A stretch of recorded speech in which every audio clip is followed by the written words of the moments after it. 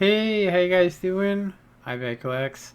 So the IS-6 full review premium tank. Now, if you guys ask me if this tank was worth it, I'll say when I bought it, I thought it was going to be the best tank I ever got, and it really is a balanced tank, meaning like it has really good survivability and it can be really good hull down, but it really is lacking on penetration. And seriously, it only has 175 pin.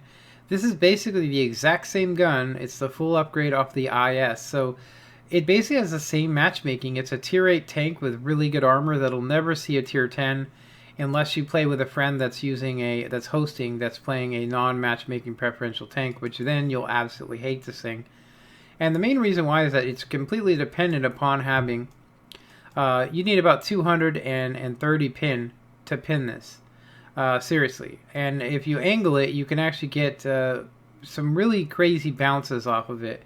But we'll look at that in a second. First thing I wanted to go ahead and cover is how do I run this tank? So this isn't a tank I would recommend, like buying and then keeping a crew in it. I would take one of your old crews that have at least 3 perks on it. And those perks I would recommend getting would be Sixth Sense, Brothers in Arms, and Mentor. And I wouldn't even bother playing it because without that, this thing sucks. Its rate of fire is really what is appealing to it, is that it does 2000 DPM, so it's firing every 11 seconds stock. Now, we can go through a lot of stuff. It has really bad view range, it has a bad radio, but it has the armor to last it out. It says it's 100, 160, but it's actually gives you a 200 millimeter equivalent. The sides give you about 170 millimeter, and it's a great side scraper. And the rounded turret, although it says it's 150, it can actually be up to 600 millimeters thick in some places. So really good, and it has a 15% chance of engine fire. So this tank is really like a tank that's designed to bully other tanks. Now, if you look here, it says that it doesn't get matchmaking preferential, but it actually does. And there's some weird stuff going on with this recently.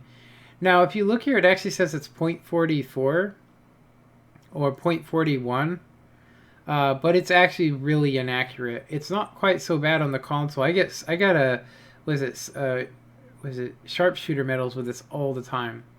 So the best way to run it, I found, is with ventilation, gun rammer, and aimer. It just needs it. It has a bad aim time anyway, 2.9. Its accuracy is 0.43 now, so that's I guess okay. 0.41, 0.43, and so best perks for this, I would recommend Brothers in Arms because it'll make it more accurate, and also, like I said, if I had to do this in order, Sixth Sense, Mentor, Brothers in Arms, and then of course, to help this thing's accuracy, it needs Snapshot and Smooth Ride.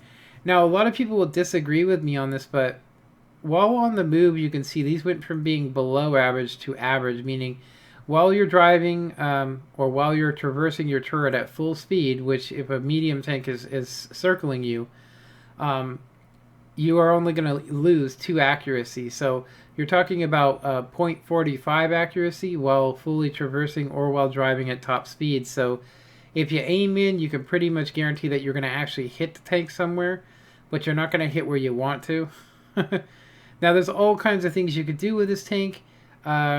Its camouflage rating is horrible. I'm going to say that it really would benefit from situational awareness and recon, which I was going to say, like, if we were to pick a great setup for this, say you wanted to use this competition style, what would be the best crew to have in it, or for any tank for that matter?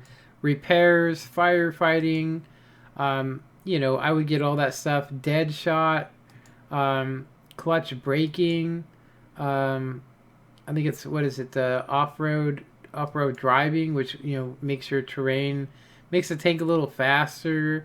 Safe stowage. These are all things that would make this tank great, or even greater than it is.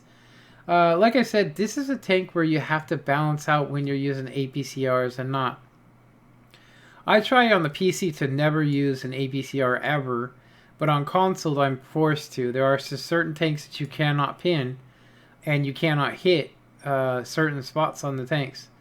So looking at this armor, I'm going to go ahead and show you guys the weak points on the console and PC. Now on PC, the bottom plate is actually pretty damn thick. You pretty much need about 225 to pin this, and if you angle, you can actually see here that you get about the same amount of armor all the way through. Look, if you look underneath there, do you see how it's the same color? It's still, you know, relatively about the same thickness as this. So with the tracks in front of it, this thing's, you know, you aren't going to be able to pin it. And most of the time, it'll bounce a track as well. Like you can't even track it. So looking at this at an angle, this is probably the weakest point of any tank, and you can see it better here because of the angle of this. But this is still better than the pike nose on the IS-3. It's got a better slope than the IS-3, but it's not a pike nose. So people try to shoot it in the same old weak points, and it's actually kind of reversed. As you can see, it's actually better to shoot it lower than higher. And on the IS-3, you shoot it higher and not lower. So it kind of fools people. It really is a confusing tank. Now the main weak points on this is right here on the turret, which means if you are face to face with another tank and they know about this weak point and they shoot you with it, they can pretty much pin you with standard shells. But they can also pin either hatch. It only requires 150 penetration to do that. It does have spaced armor, but it really doesn't help out too much. As you can see, it counts as a 30mm plate. It's actually got more effectiveness than the tracks. So in combination with the tracks and it, you can see that this counts as 30mm. So you have 100mm plus 30 on the side here.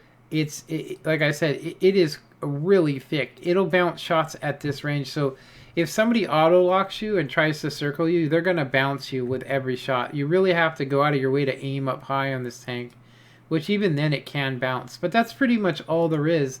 The best thing we could do now is just take it out and play it. Alright, so this isn't exactly a mastery game, but it is a good game, because Cliff is one of well, I'd say it's one of the best maps with this. Seriously, just because it has a good mixture between its elevation and gun depression. So I always find that I do really well on this because, well, let's just face it, this thing actually has pretty decent gun elevation for, you know, for it. It has 6, which is pretty good. 6, and then it has 20 elevation, which is just pretty much, I found to be a perfect mixture. Now you guys might wonder why I sit here, and it's kind of like this. I wait a second to see where people are going to go, because I don't want to create a lemon train. A lot of people see the Norca, or they'll see any clan, and they'll follow you. Now, the real thing about this is, like I said, you have to kind of play it like a T29 slash, you know, IS-3, which means you can't really depend upon your front armor, because if somebody bounces 1 or 2 shots off of you, they are going to switch to APCR on console. Now in the future,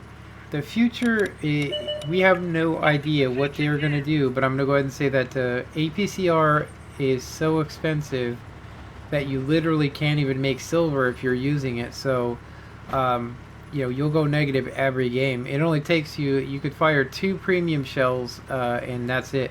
But if you're using a premium tank on PC, then it all equals out. And so I do want to kind of mention that to you, is that that is a huge difference between the two. So although this has got a really inaccurate gun, I mean, look at the size of the reticle on it. I mean, it's absolutely humongous while driving. And so that's where snapshot smooth ride come in handy, is that if you lock your barrel, you can actually get some pretty accurate shots. Now, normally I would go around the hill, but that medium tank is basically sitting in a place so he can kind of snipe them.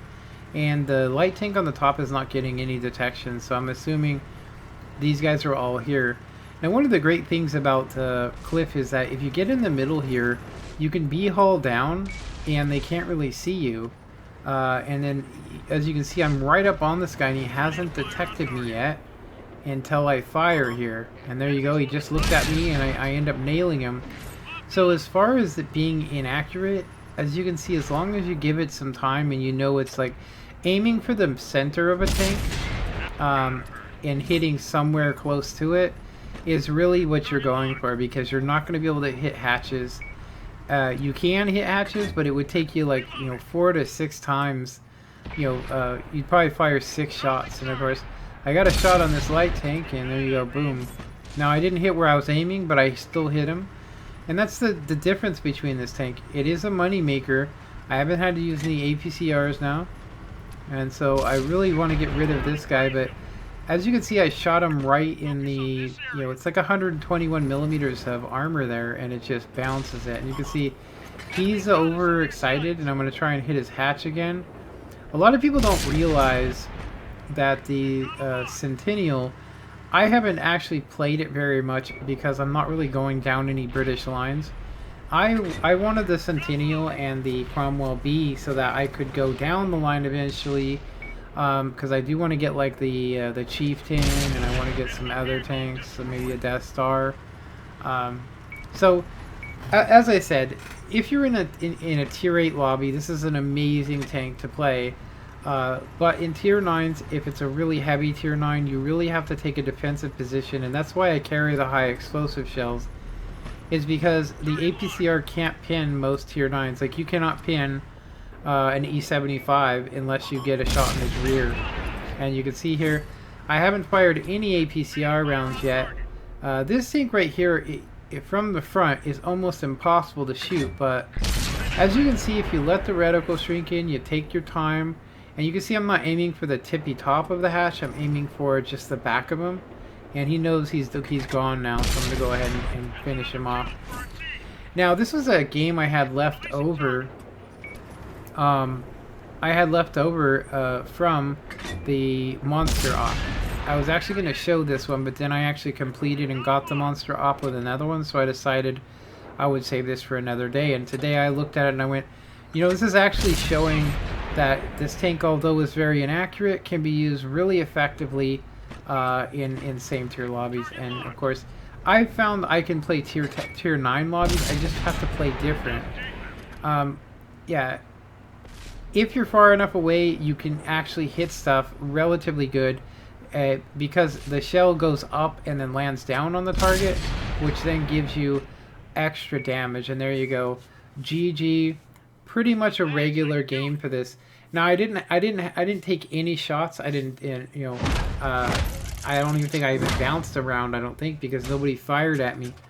Yeah, one shot for 240, which is probably from that Centurion, or sorry, not the Centurion. It was actually from the Centennial.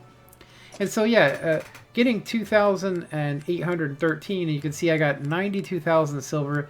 It is worth it, but only in tier 8, and you can see here, this is actually a tier 9 game, but it's a really small one. So anyway, I hope you guys enjoy this review. Let me know what you guys think about it, and of course, if you want to add something, just put it in the comments, and have a good one.